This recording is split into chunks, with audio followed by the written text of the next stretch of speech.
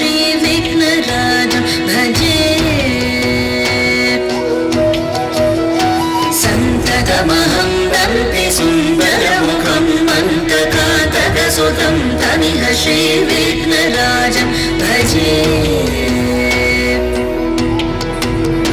श्रीविघ्नराजं भजे श्रीविघ्नराजं भजे श्रीविघ्नराजं भजेऽहं भजेऽहं भजेऽहं भजे तमिह श्रीविघ्नराजं भजे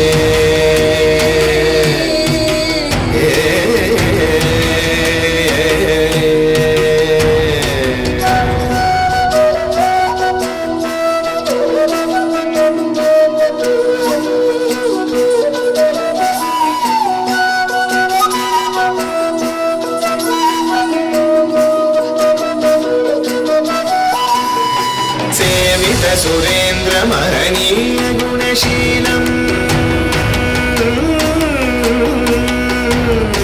सेवित सुरेन्द्रमहनीय गुणशीलं जपतप समाधि सुखवरदानुकूलं भावित सुरमणिगण भक्त परिपालं भयङ्कर विशङ्गमातङ्ग कुलकालं श्रीविघ्नराजं भजे श्रीविघ्नराजं भजे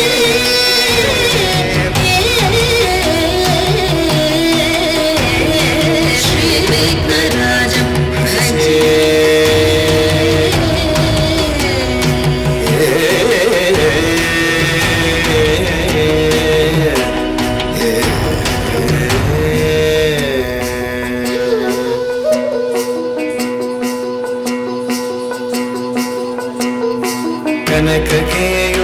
कनककेयूरहारावळी कलितगम्भीरगौरगिरिशोभं सुशोभं कनककेयूरहारावळी कलितगम्भीरगौरगिरिशोभं सुशोभं कामारिभयभरितमूढमदकलिकलुषकन्तितमखण्ड प्रतापम् कामारिभयभरितमूढमदकलिकलुषकण्टितमखण्ड प्रतापम् सनकसुखनारद पतञ्जलि पराशर मदङ्ग मुनिसङ्ग सलापम् सत्यपरमाब्जनयन प्रमुद मुक्तिकर तत्त्वमसि नित्यनिगमादिस्वरूपं श्रीविघ्नराजं भजे श्रीविघ्नराजं भजे श्रीविघ्नराजं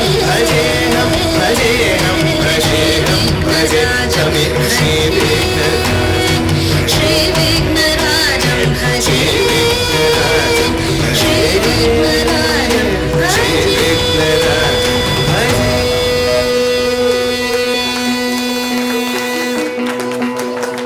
శ్రీ విఘ్నరాజం భజే అంటూ ఆ బాల గణేశుడే తన గురించి తాను పాడుకున్నట్టుగా నర్తించిన తనుశ్రీకి మరొకసారి అభినందనలు. ఇప్పుడు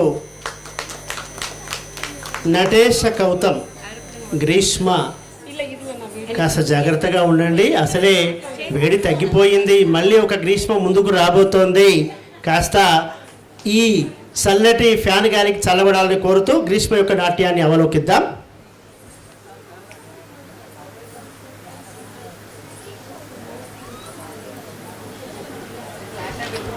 తరువాత నాగకన్యక నృత్యాలయ వాళ్ళు సిద్ధంగా ఉండాలి.